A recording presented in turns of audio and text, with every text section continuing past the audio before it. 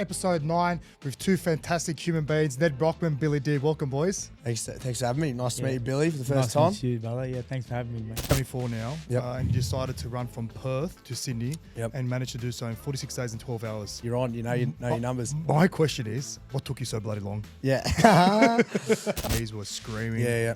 Did you have maggots on your feet as well? Was that I had correct? maggots in my big toe. I want to know how they even got there in the first place. The day before, I'd asked 50 Cent for a photo, and his bodyguards were like, man, get out of the way. When all that was happening, I was like, hey, 50, do you mind if I get a picture? And he's like, yeah, man, absolutely, you know. Full circle. And I'm looking at the bodyguard, like, giving him the thumbs up, like, you know what I mean? When the doctor told me that I had 6 months to live, my exact question to him was, how do I turn 6 months into 60 years? And he was like, why? A+ power, A+ speed, A+ agility, A+ footwork. It had everything A+. The only thing that it didn't know was that it was against somebody who had A+ determination, man. I was not going to give up. Hey everybody, welcome to another episode of Let's Trot, episode 9 with two fantastic human beings, Nedd Brockmann, Billy Dib. Welcome, boys. Thanks for having me. Nice to meet you, Billy, for the first Nice time. to meet you, brother. Yeah, thanks for having me. And you too, Josh. Appreciate it. Good to see you. What's been happening? Give me a rundown. Mate, been pretty busy. I've got a new milk company. I can see that. Would you believe? I can see that. Just, running around like a headless chook at the moment, but it's been good. It's been good. And where did the idea come with the milk? Why milk? Oh, look, long story short, I love a chocky milk. Who doesn't? And then, off the back of the run across Oz last year, we ended up raising so much money for homelessness in Australia, and I wanted to continue to do that. And so every bottle will give back a percentage, an amount to homelessness here in Australia, and you'll get to enjoy chocky milk while you do so. So, Mate, how good is that? What about you, Bill? Mate, I'm blessed. I just got back from the WBC convention in Uzbekistan. Wow. Had a amazing 10 days. I can't explain how good it was. It was literally 10 out of 10 every day. Got to hang out with Mike Tyson, Evander Holyfield, Julio Cesar Chavez, Roberto Duran Costa Zoo, and me Khan. I mean, there was an amazing lineup, and I was just absolutely stoked to be there, man. With that lineup, anyone you gravitated more towards?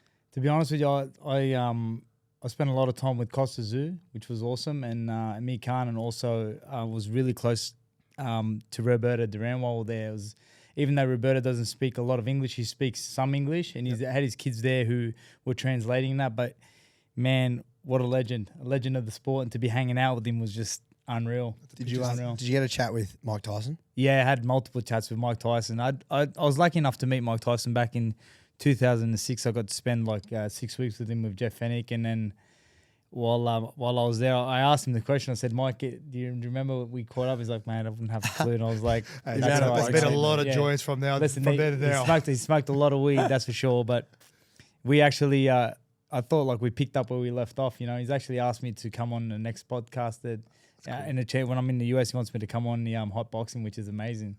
What's Uzbekistan like? Amazing, honestly, such a beautiful country, so clean. I mean, just the people there have nice manners, nice mannerisms, and they're just very, very kind, which was amazing. One thing that stands out between the two of you, you've obviously gone through a lot of accomplishments in your life, but you both got your own books, autobiographies, and that's a massive achievement in itself. What was that like when you first released it, Nedd? I'll go. Yeah, I mean, bit of a wig out considering like at 24, I never probably thought I'd have an autobiography about my life. It's not really about my life, but it is like the lessons and things that have brought me to where I am and why I do what I do and what's to come, I guess. But yeah, it's pretty special to be able to have a book out there to the world. It's also very like nerve-wracking because so many people are going to find out so much more, you know, ins and outs of your life as opposed to what they just know on social media or on TV or whatever it may be. So it's been really special, and it's been received really well from everyone. So I'm very, very excited about it and very grateful. How good's that, Bill? Yeah, that's awesome, man. For me, the journey of my autobiography started a long time ago. It started when I was extremely young, like 14 years of age. I remember meeting Daniel Gill, and he was telling me, he says, you should write a lot of notes down. He goes, because one day you'll write a book. You look like you got a good future about you. And so I started taking notes, and then in 2015, when my wife passed away, I decided to, you know, start that journey of writing that book, and I did. And then shortly before, or shortly after giving the book into the book company, which was KMD Books, to publish it, I was diagnosed with cancer, and they handed it back. And I was like, why are you giving me the book back? And they're like, we need you to write about the last chapter. And I said, what's the last chapter? And I said, surviving cancer. And I was like, what if I don't make it? And they were like, if you don't make it, well, we promise you that we'll release the book. I was really like adamant that the book needed to be released because I was like, I want my son to know what I had done. I want my son to know that his dad had accomplished something in his life. And so it was very important to me. And so thankfully, you know, I beat the cancer. The book was released and it's actually #1 on Amazon at the moment. Congratulations. Yeah, thank you, man. It's awesome. Like I must That's pinch goosebumps, yourself. mate. Yeah, you must pinch yourself, boys. Like you said, you're 24 and Yeah. already got a book out. Like it's just a weird, but for me, it's not like, you know, going through what you've been through. I can't even imagine what that's like. Yeah, I mean, look, everyone has their own journey in life, you know what I mean? And I never once did I say, why me? I actually was saying, why not me? You know, what makes me better than the person who's next door to me who's suffering from cancer? I'm no better than him just because I won a few world titles and made a name for myself. That means nothing. You know what I mean? At the end of the day, when we all meet God, we're all the same, right? It's humanity. So We're all people. yeah, exactly, man. And so for me, I was just, you know, really glad that I beat the cancer. I just wanted to do it for my son's sake. You know, I mean, I wanted to give my son an opportunity to grow up with a dad. your why. Yeah, he was my why. Because actually, when the doctor told me that I had 6 months to live, my exact question to him was, how do I turn 6 months into 60 years? And he was like, why? And I was like, well, I've got a son who's on the verge of being 3. I need to walk him to school in a couple of years' time. And he was like, well, you've just found your why. That's exactly what he said to me. Wow, boys. Well, I'm so excited. We're just kicking off this show, but obviously 2 amazing stories, particularly about adversity. And then I want to start with you. So you're a former electrician, 24 now, and you decided to run from Perth to Sydney and managed to do so in 46 days and 12 hours. 46 days. You're on. You know your numbers. My question is, what took you so bloody long? Yeah. Oh, mate. Yeah. Few hiccups along the way. Few hiccups. Just pulling your leg. Yeah, mate. It's been like a lot of the times now, like I reflect a lot. Like I'm very much in the moment kind of person. Like I don't try and look too far ahead. I don't look back at what I've done. I kind of live in the moment. When I like reflect about what I've done, it's like a really cool, like everything's been a choice, right? I haven't had anything land in my lap. It's like, this has been a choice. Here's an opportunity. I'm going to run at that door. I'm going to knock that thing over. And for me, like I wanted to be the best Sparky I could possibly be, right? For 3 years. And I went, oh, this running thing's actually starting to look like I could take a future in that. Let's go for it. Let's see where it takes me. And then, yeah, it kind of evolved. I actually started running as a form to lose a bit of weight because I was noticing I was eating and drinking too many chocolate milks. And I was like, I found when I started heading out, I was like getting kind of okay at running. I was like, oh, how far can I take this?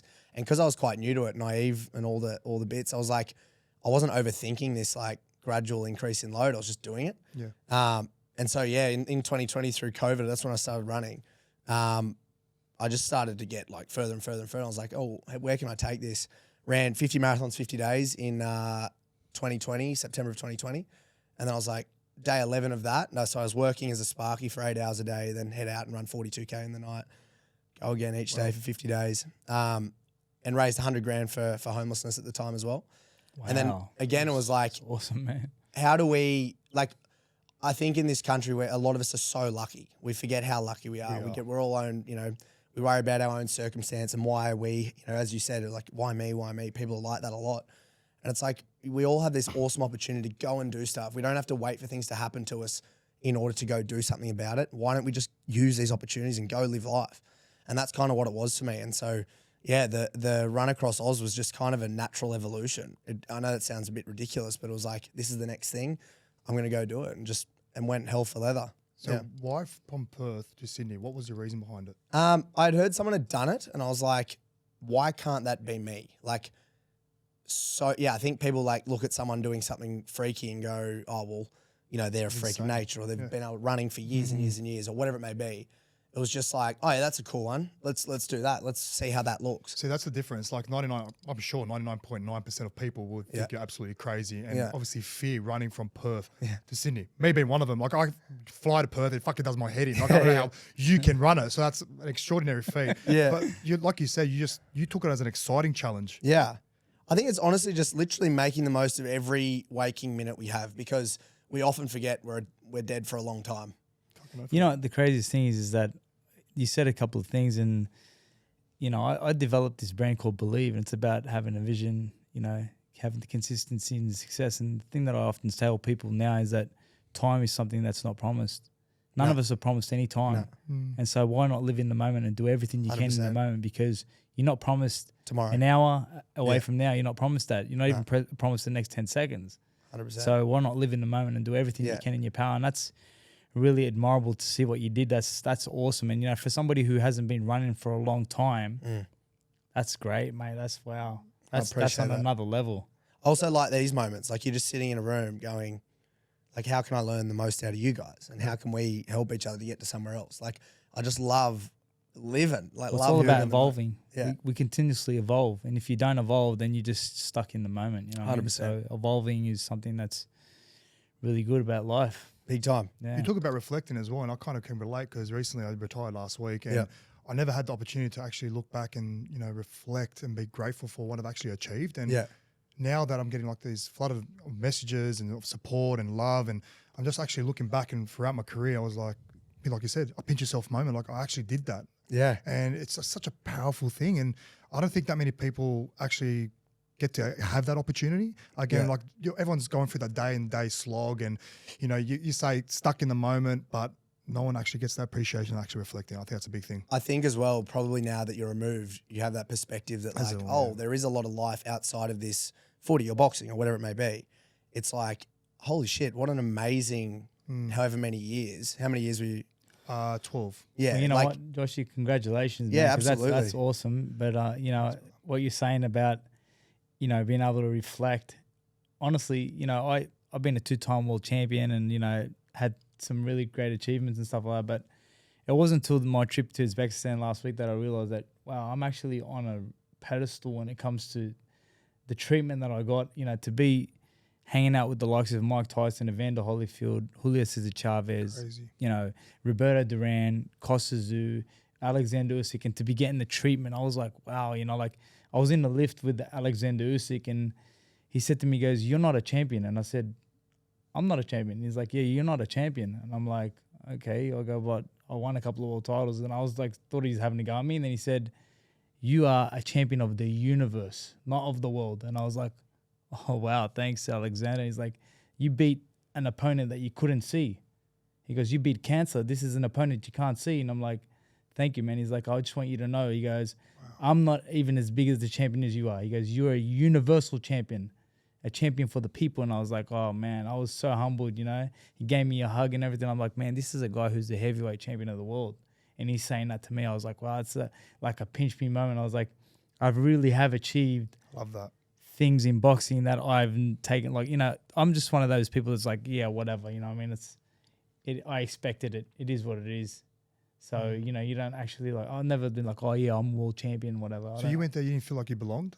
I mean, I always felt like, well, I'm on that, but I never put myself on that legendary status. Like, oh yeah, you know, I'm a champion, and because you know you got great world champions in Australia like Jeff Fennick, Johnny Famechon. You know, you got Anthony Mundine, all these great fighters who achieved great things. But you know, when people mention me in the same sentence as Jeff Fennick, I'm like, man, Jeff Fennick was a legend of the sport. You know, like I don't deserve to be mentioned on that same level as him, but people are like, nah, mate, you know, you've been there and you've done that, so you deserve to get that recognition that he has. We got a fan here, brother, and I think you deserve to be on that same level, just like Jeff Finnick, just like with all those guys. Like you've accomplished. I mean, you went to the peak, absolute peak. But I don't think like you said, you don't really tell yourself that. Yeah. You know, when you hear it from other people, it's just like. I always like to remain grounded, man. I was Correct. always like, you know what, this is something that God's given me, and if I misuse it, God can take it away. You know, it's like a responsibility that comes with it. When you're given this platform, it's like, how are you going to use your platform? Are you going to inspire others, or are you going to be up yourself and not talk to people? It's like I've always been that type of person. Somebody has, can I get your signature? I said, no problem. I think it's can an I get a obligation. photo? No problem. It's an obligation to inspire once you get to that level. Like it is. Some athletes, some people that have higher status just want to stay in their lane. That's all good, but I feel like they have an obligation to inspire the next generation because there are people out there that actually look up to you. You guys have achieved massive accomplishments. Well, it's a waste of this opportunity, I think. Like It's the way you carry yourself. Yeah. It's the way you carry yourself. You need to carry yourself with dignity and pride, and You know, and you got to show the next. Like when a young kid comes to me and says, "Hey, I want to be just like you," I said, "No, you don't want to do that. No, be you want to be yourself. better than me. You want to be better than me. Aim to achieve better results than I did. You know what I mean? Don't be like me. Be better than me. I never tell anybody, oh yeah, no, I hope you become as good as me. Be better than me. Be the best that you can be. I love that. Yeah. How is it not going back to preseason? How is it knowing that not necessarily like, oh, how much of a relief is that, but more like are you have you lost a bit of your purpose? Do you feel you've lost a bit of like a part of you? It's a good question. A little bit, because I've been playing footy since the age of 10. Of course. It's all I known, you know, and my upbringing wasn't the smoothest upbringing. Yep. I always looked at footy kind of to be my escape and my way out, and Yep. to live the life that I wanted to live, which I am today, which I'm very grateful for. And it was a dream as a kid. It's something that I absolutely strived for. Every single day, it was embedded in my brain, and I'm sure you two can relate with your own careers. And yeah, a part of me is kind of taken away, but I do have a lot of things going on, which is keeping me busy. And my purpose now is giving back. I'm actually setting up an academy now, and the fulfillment I get actually giving back to younger kids, because I see myself in them. They want to strive to be the best they can be. They want to strive. Amazing. They want, you know what I mean? I feel like that's so powerful. And so my purpose is definitely replaced by me giving back. Yeah, because waking up one day and being like, oh, I don't have to go to training anymore. It's like, that's a weird feeling. You know, I've experienced it myself. That's why a lot of people come back from, you know, they're there, they retire, they come back, they retire, they come back. It's because they can't find that endorphin anywhere else. Yes. There's the endorphin of winning is something that you can't get from anything else, especially when you're a competitor. I'll definitely not replicate that. Like that adrenaline rush, you know, running out. There's no greater Packed feeling. out stadium. No greater feeling. You've experienced it. You've Screaming experienced it. Honestly, it's the greatest high you can ever have. And I'll definitely miss that. But again, like my life and purpose has definitely led me to somewhere else. And I always go back to myself saying, you know, my life is bigger than rugby league. You know what I mean? Yes, it was great, but now I have to move on. Gave you the platform to be who you need to be today. Correct. There's a reason behind everything. You've done what you've done, and you've achieved what you've had to achieve to be where you are today. And where you are today is a responsibility upon how you use it. My wife says the same thing. So have you guys spoken? Hitting your both sides. Ned, that run, I should go back to that. Obviously, again, congratulations with that. But why did you want to do it? Yeah, so kind of touching on the giving part. So there's two things for me. Like, I don't think we all have a unique purpose. I think we all have purpose on the planet. There isn't a unique one. We just find it. Yep. You know, you run at it and that's what it is, right? You make that, you create that. Like your purpose is now through inspiring or whatever it may be in boxing or being the best person they can be or whatever it may be. But you've found that through doing what you've done. The doors, the opportunities that have opened. For me, like I don't have a unique one. I've just got this purpose I've found that to give back, because giving, there's this ripple effect that is like the most beautiful thing when There's no better feeling. not for me, it's for the person who gets the thing, and then that person then goes, oh my God, what a feeling that is. I'm going to give to the next person, give to the next person. And then that ripple effect of you doing good has led 20 people to do something good for someone else. That's the one. And then the other is to get uncomfortable, because in the discomfort, in the adversity, in the hard times, regardless of whether it's intentional or unintentional, you become this person you're meant to be. And all other shit seems very irrelevant, because you've now done this thing that's so much harder than... And so the more you layer them up, your perspective on life just becomes this fucking... You've grown so much. Yeah, how good's It life? helps you grow. How amazing is it? And so they're the two reasons. And so the run, as I said, it evolved into being this run across Oz, but it was just the daily load up of doing hard things every day that I just went, I'm going to do this and I'm not going to leave any stone unturned until it's done. Talk to me about the days, you know, throughout the run. Yeah. You know, I've read the book and I've heard you went through a lot of adversity. Yep. You know, there was one point where you couldn't even run. Your knees were screaming. Yeah. Did you have maggots on your feet as well? Is that I had correct? maggots in my big toenail. I want to know how they even got there in the first place. Yeah, I'll tell you a maggot story. I was day like 24 or 5. Obviously, your toenails peel up when you run a lot. Oh, Some wow. you leave, some drop off completely. Oh, My big one was half off, so it was like a little bed, right, basically. I'm airing out my feet, long day. You know, I'm in socks for 12 to 14 hours a day. Man. A fly, we're in the Nullarbor. Fly flew in, laid an egg, didn't know. I was just like, it was flies around, whatever. 3 days later, I'm in the Nullarbor Roadhouse. and my toe felt like I had this like the worst ingrown toenail you can ever imagine. Oh man, you And I was poor like, thing, bro. I'm going to clip this thing. It should be right. And I clipped it and it wasn't ingrown, but it was still killing me. I was like, what is going on? And I was like, I didn't sleep the whole night. I got 40K into the next day, raining all day. And I was like, it must be water. Taking my shoe off, taking my sock off, got into the camper van. And I was like, can we just spray with alcohol? Maybe that'll dry it out. And as we did that, obviously maggots don't like alcohol. So they've all swarmed out. And there's 5 maggots in my toenail. Oh, How many? no. But they were probably eating away at the infection. So it probably Yes. ended up was a good thing. But yeah, it's still absolutely foul. But in that moment, you're like, why am I out here? Like, be a What moment. the hell am I out here Then you for? got to tape it up and start again the next day. we got it. We drained it out, got a cotton bud in there and cleaned it up. We're good to go. Oh man, you're a beast. Yeah. You're But a it's just beast. like, though, yeah, some days out there, like my hardest day was day 6. So I was only 600 kilometers into the run. I had 3,400 to go. My hardest day was day 6. Oh wow. Yeah, like I was everything. I felt like I was going to combust. What made it so hard?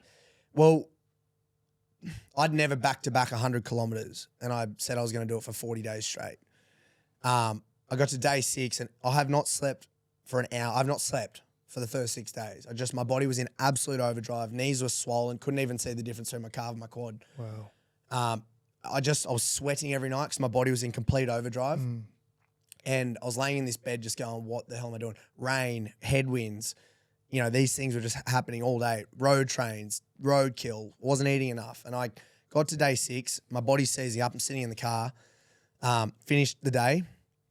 We were 20K from the nearest pub where we were staying that night, called Widgie Malta, pretty outback WA. We rocked up 10 meters from the shower, and I couldn't get out of the car to walk to the shower because I was just like my body was just screaming like I've never felt before. Yeah. And like this is intentional too. Like, Did you have a team of people with you? We did. Like, so this was like a professional. You had paramedics. Not a professional, absolutely not. Did you have I had any mum, paramedics? Dad, Mrs., photographer who's a mate and a videographer. You didn't have a paramedic with you. No, absolutely not. So mum was playing the doctor here. Mum was doctor. I had They all are. yeah, absolutely. I had my physio there for a bit as well. Oh, wow. He was, but he knew I wasn't going to throw in the towel. So I was like, right, how do we best work him out? But yeah, got to this 10 meters from the shower. I said, I can't. So they drove the ute up to the thing, lifted me up into the bathroom. And because my body was in like this complete imbalance, I was just like shivering. It was still like heat. It was still hot, middle of the day in September in back of the country. It's hot. I was just freezing. So I got in the shower and the hot water went cold. All I wanted was a hot shower. It fucking goes cold out in the middle of nowhere.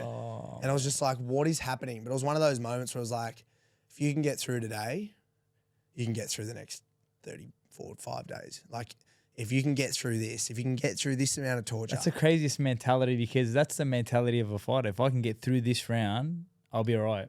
Because sometimes you face like some serious adversity and you're like, if I get through this moment, we're home and hosed. Yeah. And I'm sure you're thinking like, if I can get through today, I'm good. I was just doing that every day. I was like, if I can just get through today, if I can just get through today, if I can just get through today. And then like, it'd be like, okay, we're cross WA. Righto, if I can just get through the South Australia. And it was just like, how can I get through today? It was just get through 20K. How can I get through that? Get through 5K. Small goals instead of looking at the big goal. And I just celebrate the little wins, like all day. I just celebrate the tiny little wins. And then by the time you get to New South Wales, you're like, Jesus Christ, we've crossed 2 freaking states of this country on foot. Yeah, and then you start to believe and you start to like. That's awesome, man. Yeah. I think that's what deters people because they always see that end goal. Yeah, it seems mountain. so far away. But like you said, celebrate those little wins. That gives you extra motivation, you know, and it's gets you also back on the selling the price of what it is for you to get there to yourself. Like a lot of people, I don't think understand the cost of what it means to get to that point. Like the sacrificing your sleep, the not eating, the whatever it may be, the injuries you're going to, like I had just accepted that. Well, the thing is you didn't need to do that, but you chose to do it. Yeah, I'd It's made like the decision. You made a decision that you were going to do that. Yeah. Where like nobody's just going to wake up one day and say, oh, you know, I'm going to go on a 100K run today. But people do, and it gets tough, and then they go, Yeah. I didn't actually want to do it. Yeah. But don't say you're going to do something unless you're going to do it. Like you were actively saying, no, I'm going to do this every single day. Yeah, for 2 years prior, I was like, this is what I'm going to do. It was just hovering over your head, right? Like if you did not achieve that, you just would have felt like a complete failure. Is that right? Absolutely, because unfortunately, so many of us aren't people of our words now in this day and age. It's like shit comes easy. If it, it's hard to attain, we're not going to worry about it. We'll just get the next thing. Well, I mean, you've heard the saying, right? People, they promise you the world, they deliver you the Atlas. Yeah, 100%. That's been the story of my career.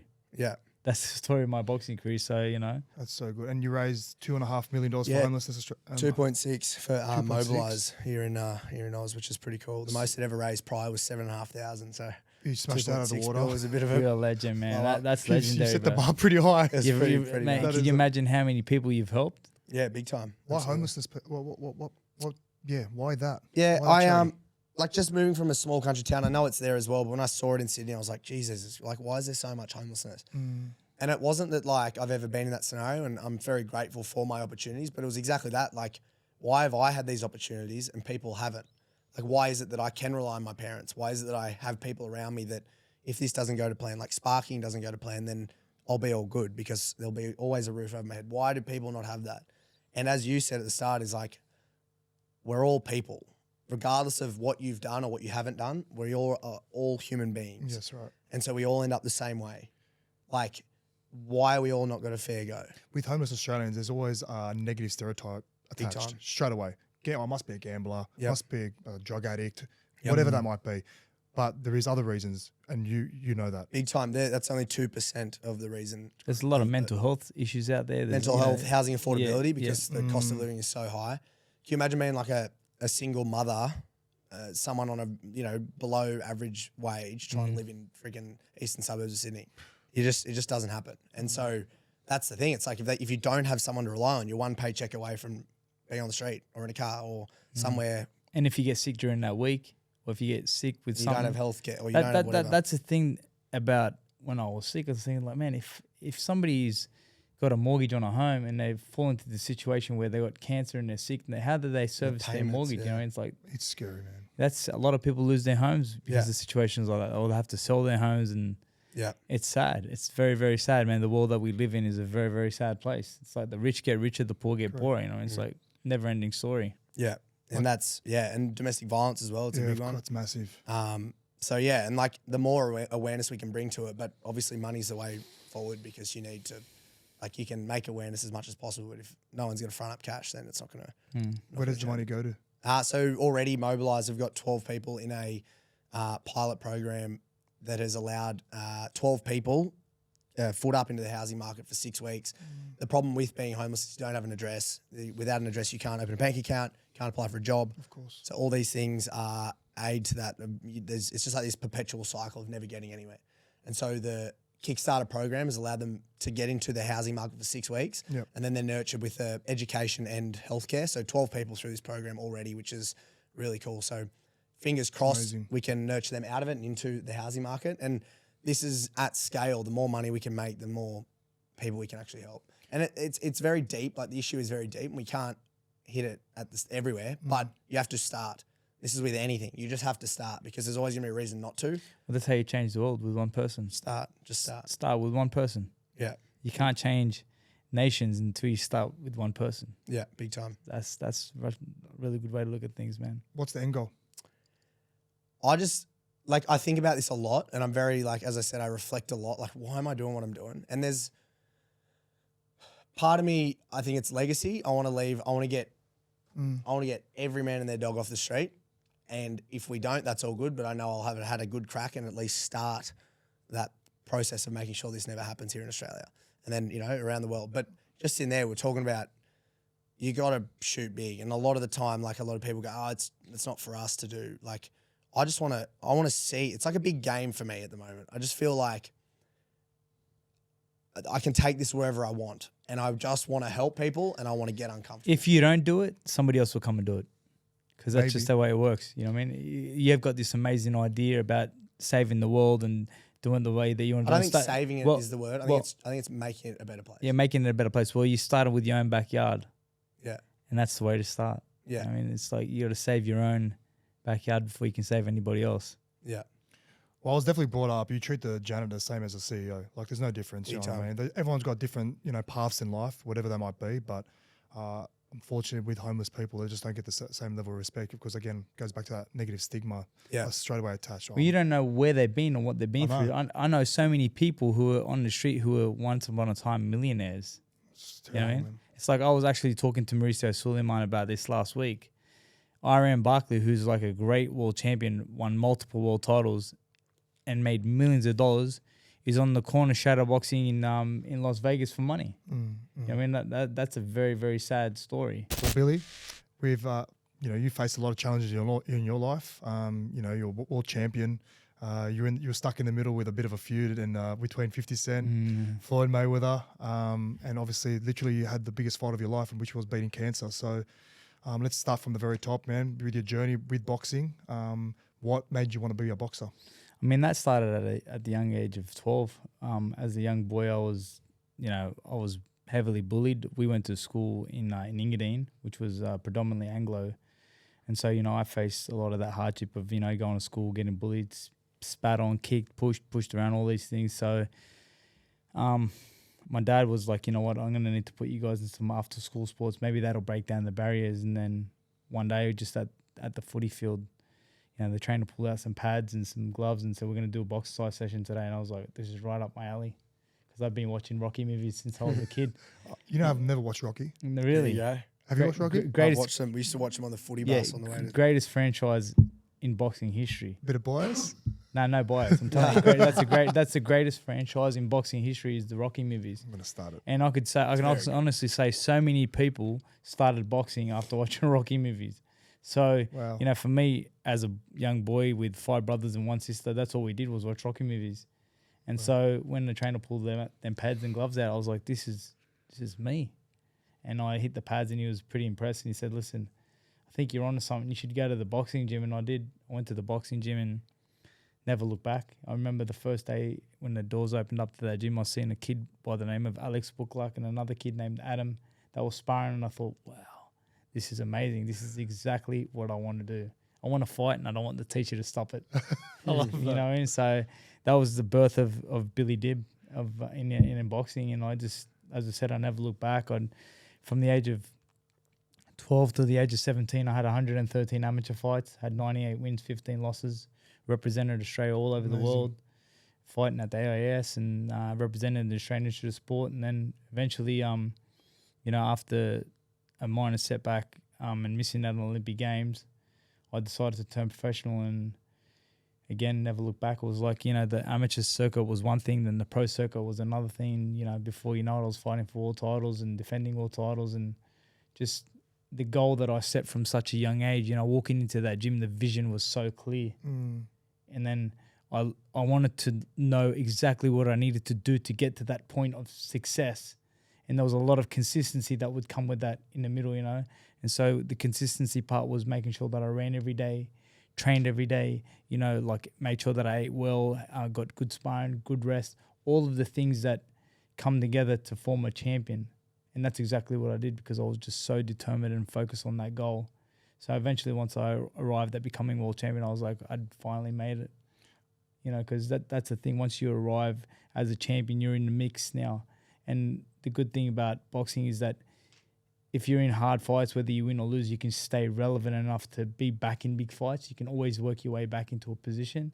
And I was so determined from such a young age that whether I won or lost I always wanted to compete at the top of the mountain. Yep. And did you ever get comfortable when you were at the top of the mountain, you feel? I don't think so. I think the one regret that I have today is that I never lived in the moment. I was always like, chasing. Yeah, not even that. It was like, I remember when my brothers and I would go to like Vegas or wherever we went, wherever I was fighting, I always took my family with me, my brothers and my dad, and we'd always have such a good time. But I was always so like, I got to win this fight. I always put the weight of the world on my shoulders. So I never really enjoyed the moment. All I wanted to do was, I'd always say to my siblings, I just can't wait for the decision from the referee. I'm the winner and I can just move on now, So I never like really enjoyed that moment of, this training camp with Sugar Shane Mosley or Oscar De La Hoya. And these were the camps that I was joining at the time. I was with Oscar, I was with Shane Mosley, I was with Prince Nassim Hamed. I was really amongst the legend of the sport. Like it was an amazing time, but I wasn't really soaking it in. You know, even at one stage I was living with Sugar Shane Mosley. I lived in Laverne in California, and I lived with Sugar Shane Mosley in his mansion and swimming pools, go-karts, all these things. And all I could think about was the next fight and just making sure that I win, because I didn't want to lose, because I thought if I lose, I'm going to lose that. So I was never really enjoying the moment. And that's probably the biggest regret that I have today. Talk to me about when the money team signed you up in 50. Give me a That rundown was of such a bizarre moment, because I remember being in the ring, and I was it was a non-title defense, but basically what was on the line was that if I lost that fight, I would lose my world title. So I was facing a Mexican kid, and his name was Mozo Rodriguez, and the fight got down and dirty. It was a 10-round fight, and it got down and dirty. And I remember my brother come up, and I think it was round 8 or round 9, and he said, "Bill, do not let this fight slip, because I got some really big news for you, man. Mm-hmm. Do not let it slip." And I was like, "No, it's not going anywhere." I was comfortably winning, but this guy was coming on, and we were getting into a rumble, you know. And he headbutted me, and he split both my O's open. Like, his trainer was screaming at him, "Mexican, headbutt him." And he headbutted me, and he actually split both my O's open. And so, you know, the fight got gruesome, but I always wanted to be in a fight like that, because I always envisioned like Eric Morales versus Barrera type fight, and I always wanted to be in that fight where it was actually rated as fight of the year in Australia, and I was like, that is awesome. That is bad. That's awesome. And after the fight, I said to my brother, "What's the good news?" And he said, "Look, go on your holiday, and I'll talk to you when you get back." And I was like, didn't even tell you straight away. I was like, I go, let Tell me me now. just. And he's like, just go on your holiday. So I took off to Dubai to spend some time with Prince Nassim, and while I'm hanging out with Nas, I get a call from my brother saying, "Look, man, can you catch a plane from wherever you are to Vegas?" And I was like, "That's a really stupid idea, bro. I'm better off coming home, and then we'll go together." So 2 days later, I flew home, and he goes, "We need to go to Vegas." He goes, "Because Floyd Mayweather and 50 Cent want to sign you up." And I was like, no way. This is unreal. Like, at the time, this is big news, because 50 Cent and Floyd Mayweather are coming together to form TMT Promotions, which is going to be the next big thing. And craziest thing is that this was happening in like 2012, where I had met Floyd Mayweather in 2006. Originally, when he was fighting Oscar De La Hoya, I was part of Golden Boy Promotions. And so when Oscar lost to Floyd, I was waiting outside Oscar's change room to go in and have a chat to him and stuff. Well, Floyd and 50 Cent were walking past, and Floyd was like, "Hey, yo, this is the future of boxing right here." And I'm like, "Who, me?" And he's like, "Yeah, I seen you fight, and I like the way you move and your skills." And I was like, "Man, thank you, Floyd. I'm honored," you know. And then 50 Cent was with him, and the day before I'd asked 50 Cent for a photo, and his bodyguards was like, "Man, get out of the way. You're with Team De La Hoya. You get the hell out of here," you know. And I was like, "Man, I'm just trying to get a photo with 50. What's the big deal?" And he didn't give it to me. So then when all that was happening, I was like, "Hey, 50, do you mind if I get a picture?" And he's like, "Yeah, man, absolutely," you know. Full circle. And I'm looking at the bodyguard, like giving him the thumbs up, like, you know what I mean? So good. Anyway, so then here we are. We getting on a plane. We get to business class flights. We get picked up by a chauffeur, and we get taken to meet with 50. But at the time that we're heading over there, Floyd's just been incarcerated for domestic violence. Yeah, I didn't even know that happened. Yeah, so Floyd's left 50 Cent with instructions on how to put the deal together and whatever. And so we meet with 50. He takes us out for a night, whatever. And then people like, there goes 50 Cent and Drake. And he's like, "That's not Drake, that's Billy the Kid," you know what I mean? We're having a laugh. And then the next day, man, I signed a life-changing deal with 50 Cent and Floyd Mayweather's TMT. The only thing was my signature was on it. 50 Cent's signature on it, which is Curtis Jackson, and then the missing signature was Floyd Mayweather, because he's incarcerated. But it's pretty much a done deal. Come back home, I'm speaking to 50 on the phone often to get things going, and then Floyd finally gets out, and then something erupts. I don't know what it was, but there was a girl that was in the middle of it all, and you know, it was her name was Miss Jackson. She was at the time Floyd Mayweather's girlfriend, and all of these things happened. I'm not sure where it went wrong. I get a call from a lawyer, and he says, "My name is Gary Suku, and I'm just letting you know that Floyd Mayweather and 50 Cent are parting ways, and basically you're going to make a decision on who you're going to go with." And I was like, "Listen, let's just clear this up right now. it was like 3 a.m. I was like, I need you to tell Floyd Mayweather that I'm going with Floyd. I'm not going with 50 Cent because he doesn't know nothing about boxing. Floyd Mayweather is boxing. I'm going with Floyd. Well, in the lead up, I had taken a couple of gifts, and the gifts that I had taken were some money and a car. And yeah, that all led to my demise. How The long money, after? The gift from 50? yeah, the 50 left to but that was a sign-on bonus. It was a bonus that was given to me as part of the sign-on fee. And so basically I rang Floyd and was like, Floyd, can you just give 50 Cent the bonus money in that and we can pick up where we left off? And he's like, nah, you need to give it all back to him. And the thing is that I didn't have access to the money anymore. So I couldn't give it back to 50. And then 50 was ringing me, telling me, don't worry, we can do this and we can do that. And hey, I'm an entrepreneur and I know what I'm doing. And we'll do concerts/boxing. Sold me this American dream, right? And I was like, sounds pretty good, man. Let's just give it a go. And everybody that was on contract at the time with Floyd was me, Andre Durrell, and Ryorio Cascambo were all champions. So we had all signed on with TMT, but all the boys decided that they were going to go with 50. So I was like, I mustn't be seeing something. I must be, because I'm living in Australia, I'm not seeing what they're seeing. So I joined forces, you know what I mean? And then obviously that was like the beginning of the demise of Billy Dib. How long after till Floyd came out and noticed something was going wrong? Not long. Okay. Couple of months, yeah. But by the time I was getting back in the ring, it'd been like I'd been out of the ring for 9 months, and that had never been like that for me. I was a very active champion. I was an active fighter. I was fighting often. You just feel like you had a lot of distractions, a Yeah, lot of outside noise. You can't go in. And the thing was is that the bills were piling up. But I will cut there and fast forward to what I decided to do, because, you know, when I was diagnosed with cancer, I kept on thinking to myself, man, I don't smoke, I don't take drugs, I don't drink alcohol. You know, I've always been clean living. I've got a pretty good diet. So I'm trying to work out where did this cancer come from. And the only thing I could think of was that all of these people that were living in my mind rent-free had caused me to get sick. Because sometimes you get sick when you got so much worries and things going on in your life. It's the biggest killer of everything. And the craziest thing is that in 2015, when Sarah was in hospital dying, that was at the point where 50 Cent was saying to me, I'm going to give you the money that I owe you. And then at the time he owed me just over $1 million. Well, he put $50,000 in my account and liquidated the company. And I was like, man, it was devastating at the time. But then after it happened, the doctors, a few days later, the doctors asked us to come in and sit down, and they wanted to talk about Sarah's condition. And they told us that Sarah wasn't going to make it. And her father was like, oh, but I've got money and I can, whatever you need, my son-in-law's got money. And the doctor said, there's no amount of money that you could raise that could save her life besides God's permission right now. He goes, so the only thing I can suggest is go and pray to God, because you need a miracle. And so I was like, what good would money be to me right now? I couldn't save her life. Even if I had the money, I couldn't save Sarah's life.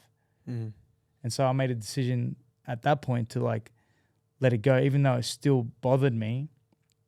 But then when I got sick with cancer myself, I actually contacted each and every single person who I felt that I had an issue with in the world, because in my mind, I thought, if I'm not going to be around for much longer, I want to leave on a clean slate. I don't want no enemies. And so I had a minor disagreement with Jeff Fennick. I contacted Jeff and, asked for his forgiveness and stuff. And I contacted Liam Wilson. I even contacted George Cambosis. He didn't answer the phone, but it didn't matter because I sent him a text message letting him know what I was dealing with and what I was asking him for. And then I also rang one of the team members from 50 Cent, whose name was Tony. And I said, Tony, look, I just want you to tell 50 Cent that I forgive him. And he's like, no, you're wrong.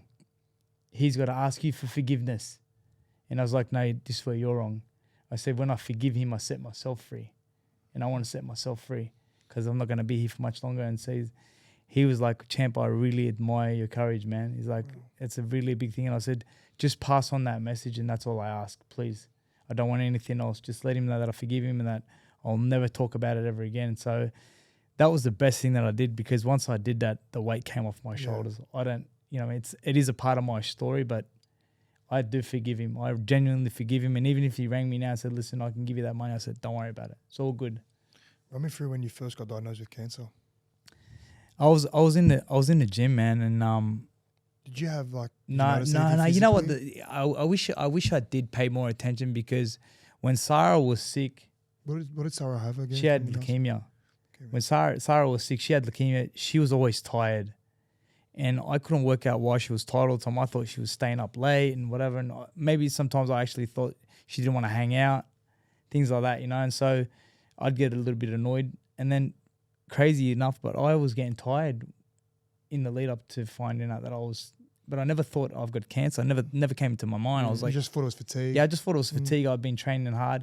And the truth is that I'd pretty much put a deal together to fight George Kambosos. So I'd spoken to Lou DeBella, because George had come off 2 losses to Devin Haney, and Lou was saying we need a rebuild fight, and you know, and I was like, well, I ain't no rebuild fight, but I'm happy to beat him again if you want. And so he basically said, if you want the fight that's there, and I said yes. And then we started training and everything. And then one day I took a shot in the body, and I didn't get winded or anything, but I felt this sharp pain, like something got ripped in my stomach. I went home, told my wife what was going on. She was like, maybe go to the doctors. I held off. Then the next day I was in so much pain, like excruciating pain. So we rang the ambulance, and they gave me the green whistle and all these things. They take me to hospital, injected me with morphine. They said they can't find anything. I said, I mean, do you do any scans in the hospital? I mean, you're looking at my bloods and that, but can you do like a scan? Can you do a anything, you know? And they're like, we don't do that here. You're going to need to go to a different hospital. So they asked me if I was feeling okay and if I wanted to leave. So I left. I went home. Then the next day, come back with a vengeance. So then my brother rang me and he said, man, what's going on? Why are you in the hospital? I said, forget it. Forget all that. While I was at the hospital, I said, if you don't help me now, I'm going to be dead by tonight. I need your help, please. And he goes, stay on hold for a second. I'm going to ring somebody. Hopefully he answers. He rang a doctor. His name was Dr. Pran. Just a godsend, man. He answered the phone. I said, Dr. Pran, I'm begging you, man, for the sake of God, do not hang up the phone on me. And he goes, I'm not going to hang up on you, champ. He goes, if you're in pain, you're in pain, because I know you got a tolerance for pain. Exact words what I'm telling you. And so he goes, get in the car, go straight to Norwest Private Hospital and tell them that Dr. Pran is your Dr. Pran's patient. That's all you need to say. They'll take you straight in. I was in so much pain that when my brother drove me there, he said, should I come down? I said, no. Just drop me off and go. I'm going to be here for days. I know I am. And I walk into the hospital, and then I said to the lady at the counter, I said, hey, I'm Billy Dib. She goes, hi, Billy Dib. And I said, I'm Billy the Kid. And she goes, Billy Dib, Billy the Kid, I'm going to need you to fill out this form. And I was like, oh. I was like, but I'm going to die. She's like, we're going to need to fill out this form. So I fill out the form. I bring it back to the counter, and then next thing you know, I was like, I need to go outside to have some air. And I passed out. Woke up and this guy was like slapping me on the face. What? And he's like, mate, what's going on? I said to him, am I dead? And he goes, no, mate, you're alive. And he said to me, no joke, he said to me, wait your turn. And I was like, I don't understand what he's saying, but he's telling me wait your turn, like you putting on a show to try to get in before anybody else in the emergency ward.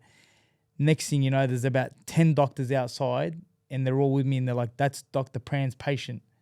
Dr. Pran contacted him to let him know, but I messed up. I forgot to say I'm Dr. Pran's patient. A few hours later, I woke up in the emergency ward, and the doctor said, he goes, mate, what's going on? And I said, I've got this excruciating pain in my stomach.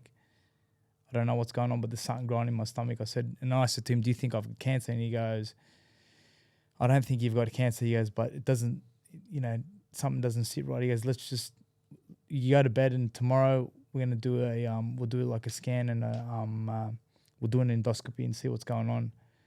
Well, they got me to flush out my system, and then the next day, I think it was in the afternoon, they got me to do the endoscopy, and then I woke up shortly after, and he goes, I've got some good news and bad news. So what's the bad news? And he goes, bad news is we found cancer, and he goes, the good news is we're going to operate on you tomorrow because you're a call-in from a friend. And I was like, so what if I wasn't a call-in? What then?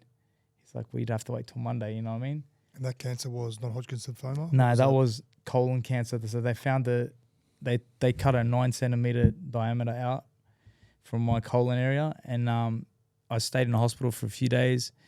And then once I started wearing my own clothes, the doctor was like, that's a sign that you're ready to go home. So we're going to let you go home. He goes, but before you go home, I need to tell you something. You might need to do a little bit of chemotherapy to clean up what's happening. Right. And I was like, that's not happening. And he's like, why is that? And I said, well, I just don't want to do chemotherapy. I'm going to look for other remedies. And he goes, mate, I'd highly suggest we do the chemo. I said, forget it. Can I go home? And he said, you can go home. I said, forget the chemo. I'm not doing it. So I went home. 2 days later, my family was telling me, look, boxing's, you got to forget the boxing thing. Just, you got to recover. And I rang Lou DeBella and I said, Lou, I know you've seen that I've been in hospital and whatever. I said, but don't cancel the fight. I'll be right in a couple of months and we'll do the fight. He's like, you sure, champ? And I'm like, I'm sure. Just don't say anything to anybody about cancelling anything. Let's just keep it going the way it's going. Well, from Friday to Friday, this pain had come back with a vengeance. I was at my mother-in-law's house. From there, we went to my wife's cousin's place, and then her cousin's actually a doctor. He's seen that I wasn't in a good way, and I was pleading for him not to take me to the hospital. I'm like, look, just give me some Panadol or something. It didn't work. And then he's like, Billy, I need to ring the hospital, man. And so my wife's like, look, I'm just going to call your hematologist and tell him what's going on. If he says to bring you back, I'm just going to bring you back. Do you agree? She rang the hematologist and he said to her, look, we've misdiagnosed your husband. He actually had colon cancer, but it's actually spread. And we were hoping that we didn't see him till Monday because I had an appointment with him to see him on Monday. It was Friday. He goes, but you're going to need to bring him back ASAP. And I can tell you, that night in hospital was the worst night of my life. I saw death on multiple occasions. I actually got my phone out and put it on the edge of the bed and did a video to my son, just apologizing to him and just telling him, like, look after your mum and, you know, Dad, I don't think I'm going to be around, you know, and like that was very daunting to do that, but I just felt like because I didn't get a chance, even like the drugs that they put me on, I was obviously on heavy meds, but it was still in my mind that I'm going to be leaving my son, man. It was like, that was the only thing in my head, like my wife and my son, I'm going to be leaving them. And anyway, the next day, man, was the start of the journey. My mum had come to the hospital to visit me, and her and I were having a chat, and she was telling me, look, there's nothing. I really feel it in my heart. You're going to be fine. Don't put the negativity in your mind. I said, Mum, there's something wrong. Then the doctor walked in and he was holding the folder in a bag and he looked pretty serious, you know, and he said, mate, I'm Dr. Bhattacharyan, Abir Bhattacharyan, and I'm a hematologist. And I said, what do you do? And he said, I'm a cancer doctor. And I said, why have you come in? He goes, to talk to you about your situation. And I was like, does it sound good? And he goes, can I talk in front of that woman? And I said, that's my mother. So anything you can say to me, you can say to her. And he goes, let's have a sit down. So we sat down directly in front of each other. And he goes, do you know what you have? And I said, no. And he goes, you have a cancer that's very rare. It's non-Hodgkin's Burkitt lymphoma. And he goes, and I can tell you right now, you're being attacked. Right now, you're being attacked. He goes, all of your lymph nodes are basically getting blocked. And he goes, if we don't start the chemotherapy, it's not going to look good for you. And I said, not doing that. And he goes, mate, if you don't, you'll be dead in 6 months. That's the truth. And I go to him, what are you talking about? Like, I go, you're not God. You can't tell me that. And he goes, I'm not God. I never said that. He goes, but I'm a hematologist and I can tell you that you have 6 months to live. If that. He goes, if that. He goes, by the looks of your blood, it's not looking good. And as soon as he said that, I was like, how do I turn 6 months into 60 years? And he goes, why? And I go, I've got a son, man, that's 3 years old. I've got to walk into school in 2 years' time. And he goes, you just found your why. He goes, you just found your reason to fight. And I was like, all right, I'm on board. And he goes, just like that. After all of that talk with all of the doctors and telling me you'll never do chemotherapy, I've just convinced you, just like that. I said, well, I told you it's not about me anymore. It's about we. And he goes, who's we? And I said, me, my wife, my son, my family, my friends, my fans, all the people that support me. I go, I can't be that selfish, you know? Yeah. And he goes, well, what were your reservations all about? And I said to him, look, I got to tell you a story. My wife died from cancer in 2015, but she didn't die from the cancer. She died from the chemotherapy. So you can understand my reservations. He goes, well, I'm very sorry about that. He goes, but don't let that be your story. I said, I won't be. I said, because I got a son, man. I can't rob my son of the ability to have a father. And that was it. You know, the journey began. The next day they moved me to Westmead Hospital. So I went from a private hospital, which was really comfortable, and I could have visitors, to Westmead Hospital, which was the COVID rules were still in place, no visitors.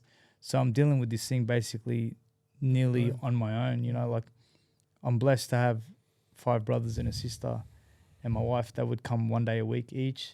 And then my mum would come every night from 6 p.m. to 8 a.m. the next morning. My mum would come. She put a rule in place that nobody was allowed to stay with me except for her. Only on maybe 3 or 4 occasions twice my brother Jihad stayed, once my brother Nasser, and once my brother-in-law Mustafa stayed with me. But other than that, my mum was not having it. She was like, I'm staying with you every night. My poor mum, man, she would be up all night praying and begging God to spare me. I'd doze off, I'd wake up, I'd find her on the floor praying and just begging God like to spare me. She'd be in tears all night, and it was a hard journey, man. But you know, You got through it, but yeah, it was like I really had to look into a place that I hadn't been, you know, for such a long time. The only time that I've actually felt like I was gonna die was in a fight against a guy called Zalani Riley, you know. And this is one of those moments where I was like, I need to fight this invisible opponent that has A+ power, A+ speed, A+ agility, A+ footwork. It had everything A+. The only thing that it didn't know was that it was against somebody who had A+ determination, man. I was not going to give up. I remember my brother Jihad, he wrote on the wall, and this wouldn't resonate with you because you haven't watched any Rocky movies, but Rocky, there's a scene in Rocky 5 that says, "Get up, you son of a bitch, because Mickey loves you." And my brother wrote on the wall, "Get up, you son of a bitch, because Leif loves you." And every time I was feeling like I was on the verge of giving in, I would look up at that and say, "No, I can't, man. I can't do it." There was one time that I actually rang my wife. This was after 23 hours of chemotherapy on a drug called methotrexate, man. I'm telling you, I felt like a train had ran me over. I had nothing left. There was no shame. I'd got to the point where now I was basically like urinating on myself because I just couldn't move anymore. I was in a place of death. And I rang my wife and I said, "Look, I need to speak to you in life." And she said, "What's wrong?" And I said, "I don't think I'm going to make it." And she said, "Well, listen, here's the thing. We've got some visitors over right now, so we can't really talk to you right now, but we'll call you back tomorrow at 6 a.m. in the morning." And I was like, no, don't do that. This might be the last time I get to speak to you. She said, "I got to go now." And she hung up the phone. But that was her way of keeping me alive. You know what I mean? When I woke up the next morning, I swear to God, I pinched myself and I was like, I'm alive. I'm alive. How I got through that night, I don't know, but I'm alive. literally on death's doorstep. Yeah, man. Literally, I was on death's doorstep, but so many lessons were learned out of that. You know what I mean? What was? Thanks for sharing that, bro. Yeah, no, thank you, man. Thank you so much. If you don't mind, I want to ask as well, like, what was it like going through chemotherapy? As I said, you know, it was an invisible opponent that I couldn't see that was basically A+ in every department. It was like getting hit by a road train every single day. And was this through like tablets? Was that Nah, this was medication? through a like, so they had put a tube through my neck that would go into my chest, and basically they would run the chemo through this thing, that's what was making me sick. They'd bring in these bottles that were colored red, yellow, and all these things, and this is going into your body, and just the nausea and the vomiting and all that stuff, man. It was really, really hard, you know what I mean? And like, I remember, you know, like, all I wanted was just a little bit of time at home, because I was like, there's no way that I'm going to make it through this. And I was like, I wasn't able to see my son because they don't let kids into the hematology ward. And all I wanted to do was just see my son. So, you know, even though I was so sick being out of hospital, I was willing to feel like that just to be with my son, you know. And it's crazy for a 3-year-old to understand what you're going through, because my son would be like, "Dad, are you okay? Can I get you a vomit bag, Dad? You know what I mean?" Like, anytime that he saw that I was uncomfortable, he's like, "Dad, I get you a vomit bag." You know, and I'm like, it's too much for a little kid to be experiencing this at such a young age. But you know, the one day that killed me, I'll never forget it, man. Was I'd just been really sick at home, and he comes up to me and he goes, "Dad, are you gonna die?" And I was like, "No, Dad. No, I ain't leaving you, Dad." I said, "The only way that I'm going to die, Dad, is if God says that it's time for me to leave, but I'm not giving up, Dad." You know what I mean? And he's like, he understood. Like, for me, like, the way he understood. And then finally, after that strenuous journey, and then to go there on March the 6th and to get a PET scan, and the agonizing weight of being told that you're going to be cancer-free, is like, that's the hardest day of my life. The night before was the hardest night of my life, just trying to work out whether I'm going to be around, because to be quite honest with you and honest with the people, is that I had checked out. I'd said that if I'm not cancer-free by now, I can't do another round of chemotherapy. And I'd actually told Dr. Bhattacharyan, I said, "Dr. Bhattacharyan, if I am not cancer-free, what else can you give me besides the chemotherapy that might give me a chance to live, because I can't do any more?" And he's like, "We'll find a way, don't worry." He's like, "But you'll be all right." And I said, "Listen, I just can't do any more chemotherapy, please. Just keep it away from me," because the look of it was making me sick, you know? Like just the look when they'd bring it in, the anxiety levels would like, I would be shaking like this, you know what I mean? And that's the craziest thing is that I remember when Sarah was going through it, she was taking the chemo, like she took it like such a champion, you know what I mean? She never told me there was pain involved. I can tell you, man, there's a lot of pain involved in chemotherapy, but she was a champion, a warrior. She never told me she was in pain, which is quite sad because I wish I did know that she was in pain. I wish she had told me so that I could take that burden, try to help her with that burden, you know, where I had people help me with the burden, you know, like my siblings would come to the hospital and I wouldn't be talkative and I'd always put a towel over my face and over my, like doctors would come in, can we see your face now? I was like, listen, I don't want you to see my face now. I can hear you. You can hear me. Just talk to me. I hated sunlight. I didn't want no sunlight. Didn't want to see. I wanted it to be dark all the time. It's like a really hard part of my life that I went through, you know. And then we woke up in the morning of March the 6th and we drove to the hospital really early. We woke my son up and like, it was one of those moments like you don't know what you know. My wife was extremely nervous. I was nervous. I could feel the tension in my son. It's like he knew what was going on. Finally went in for this PET scan, and when I come out of the PET scan, the gentleman who took the PET scan, I sort of formed a bit of a relationship with him. And I thought he'd tell me how it looked, and he was like, "Look, I could lose my job, so I can't really say anything to you." He goes, "But you'll be all right." When he said that, I was like, "That's not a good sign." You know, because I was expecting him to be more chirpy and maybe like say something, you know. I was sort of begged him and he was like, look, Billy, don't put me in that position, please. I'll lose my job, you know.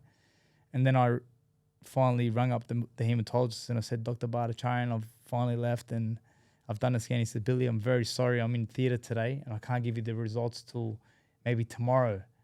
And I was like, oh my God, another night of like, you know, I'm going to have to go through this. I explained to him what I went through the night before and I was like, please don't do that to me. And he's like, Billy, look, I got to go, but I will speak to you, you know. And a few hours later, I get a call and it was from Dr. Bhattacharyan and I was like, hello. And he's like, Billy, listen, can't talk for too long because I'm just about to go back in the theatre. He goes, but I got some good news. You're cancer-free and you're in remission. I was like, no, hold on. Like, can I tell people? He's like, do whatever you want. Tell your mum, your dad, or your siblings. Tell the world, congratulations, mate. And then he hung up the phone. I was like, what the hell? I was standing in the kitchen by myself because my wife and my son were upstairs. And obviously they're not expecting the result till tomorrow. And I ran upstairs and my wife's like, you all right? And I'm like, you wouldn't believe it. I just got a phone call downstairs and Dr. Bhattacharyan's told me that I'm cancer-free. And my wife just burst into tears. And my son, who is 3 years old at the time, start jumping up like he's Rocky, like, yeah. And I was like, what the hell? Like, crazy. Just like that. After that, like all of the pain that I had experienced to that point, it's like it vanished. Wow. In that one little phone call.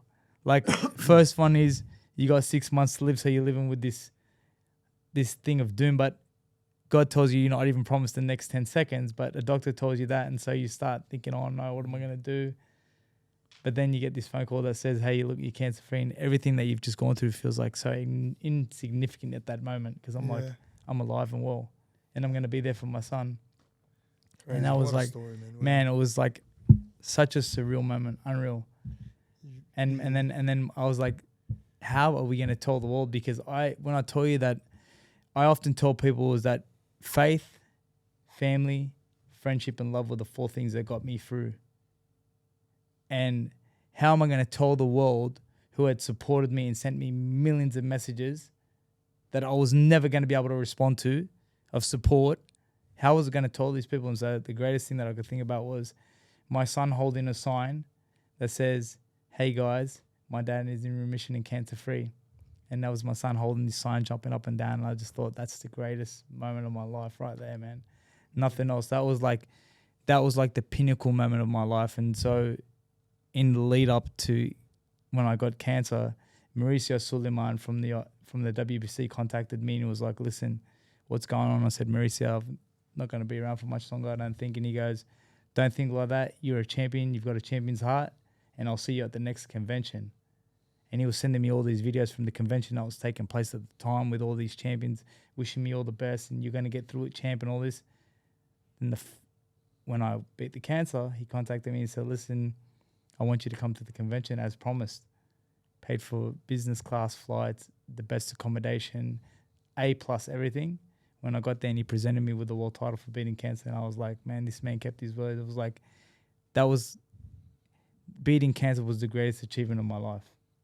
But I needed to go through everything that I'd gone through in my life to that point to beat it. Because the truth is that hadn't my son been alive at that point, I would have never done the chemotherapy. That's the truth. Because I only really did it for him. Because even though I love my wife and I love her to death and I'll do anything for her, but I didn't know whether I'd be willing to take chemotherapy to try to be there for that. I was like, I can't do it. It's like chemotherapy did not give me a good impression. My uncle had passed away from leukemia. My wife had passed away from leukemia at the time, and I'm like, what chance do I have? Wow. Thanks for sharing, brother. That was thank you, man. So powerful, man. And I'm sure you admit that was by far the greatest win of your career. 100%, man. It's the greatest battle. And now I can really understand why Alexander Usyk was saying, you're not a champion.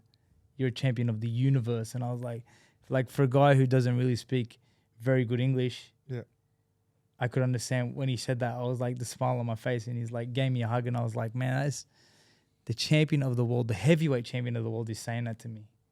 Like, that's massive. It was huge, man. Like, and for the first time in my life, I actually felt like, wow, you know what? You are a genuine world-class champion. And I was like, man, the recognition was amazing. So I've obviously gone through a lot of adversity. And the biggest thing we spoke about was, people getting deterred from actually reaching that peak. And I think fear is the biggest thing. Obviously, everyone sees that end goal and there's so many barriers. And I feel like everyone fears that if they invest in something so much, what if I fail?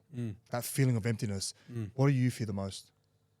Yeah, I kind of flip it in a more positive way. It's like a lot of people, that fear of failure eats them up. Like they go, oh no, I could never do it. What if someone sees me not achieving what I said I was going to do? But it's the other way. It's like, what if you do achieve it? Like, what if you do get that thing you said you're going to do, or die trying, you know what I mean? Like, actually leave no stone unturned to get there. Yeah. And it's like, that outweighs any fear of failure, any like not achieving that thing for me. Yeah. I agree as well with failure. Like failure is growth. You shouldn't be afraid to fail. Yeah. We've all failed in life, but if anything, it's made us better. Big time. We've taken the learnings out of that. Yeah. What about you, Billy? I've always tried to live my life, with the measure that, die on your sword. I mean, like, it's like, you either do it or die trying. And the thing is like, even when I lost in my career, it was like, I need to get back on the horse because I need to show people that no matter what you go through in your life, if you continuously believe and you're consistent, you'll arrive.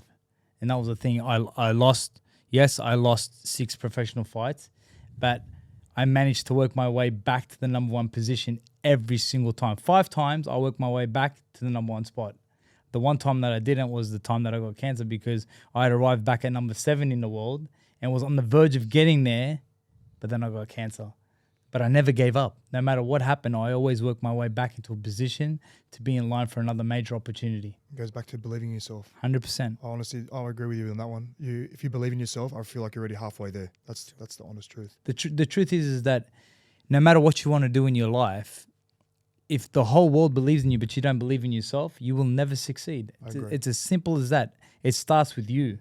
If you believe in yourself and the world doesn't believe in you, well, you believe in yourself, you're already halfway there. I love it, boys. I love it.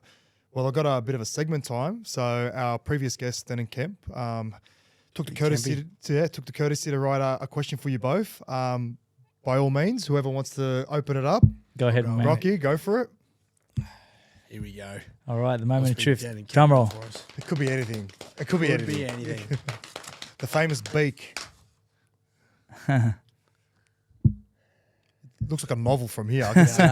When you were struggling on your run, what did you say to yourself in your head? I would call myself a coward. What did I say to myself? I just think I never let any, like, a lot of people ask me, like, how, when you're at that point of quitting, like throwing in the towel, what did you say to yourself? And I was never genuinely at the point of quitting, because I'd put myself in that scenario and was like, you're either going to get taken out in a body bag or you're going to get there. If you've woken up and you're breathing, you're going to get there. It might take you 150 extra days, but you're going to get there. So the quitting part was not actually making it to the end. And so I just kept telling myself, like, a lot of the times I'd be super overly positive in like the worst days possible. I'd just be like, someone would ask me how I'm feeling. I go, I've never been better. Wow, Regardless of how positivity. I felt. I've never, ever been better than I am today. And I'm unfortunately do that now in my life where there's days I'm not great, but I just go, I've never been better, which your body starts to feel that. You genuinely start to like go, oh, I've never have been better, have I? Because I'm alive, I'm well, and I have another day I get to go and attack. I got one question for you, Ned. Yeah. Was there ever a day that you took a day off? Like, or was it just... Yeah, I got a pretty severe injury in my shin where I had to, there's the lump there. Yeah, so you had to take a day off. Yeah, I had to take 2 off where we drove 14 hours to get an injection and drive back and go again. Yeah. Wow. Yeah, but that's amazing. That was that's what goes on in my head. What about you? The run. I'd like to tailor that to you with the run during the toughest period in your life. Like, what kept you going? My son.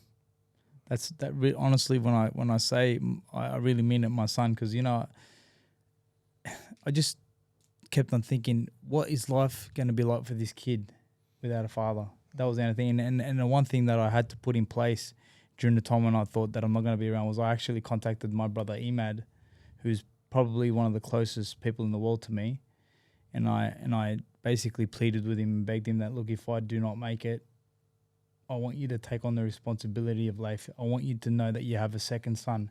I know you got a son named Jordan and 2 daughters, Sienna and Daniel, but please put my son in the same equation. Everything you do for your kid, you do for my son. Everything you buy them, you buy him. Don't ever let him go without. That was my major, major concern. And so every single day would be like just a step closer, one step closer for my son, for my son, for my son. I'm doing this for life. I'm doing this for life. No matter how much pain I was in, I was like, this is for life, this is for life.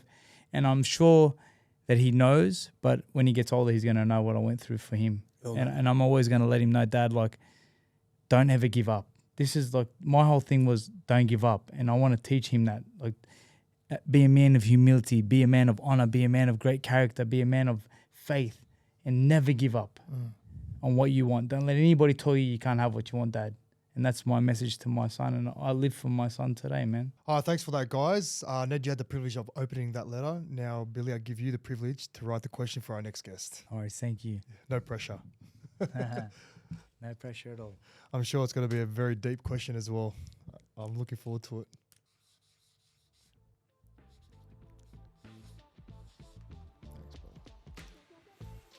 Thank you so much, boys. I really, really appreciate it. And there's so much learnings and teachings out of both your stories. And I really appreciate you coming to Let's Trot Show. Thanks, thank you so much. Appreciate it, brother. Anything exciting coming up? Mate, always. Can't wait. Looking forward to it. So good.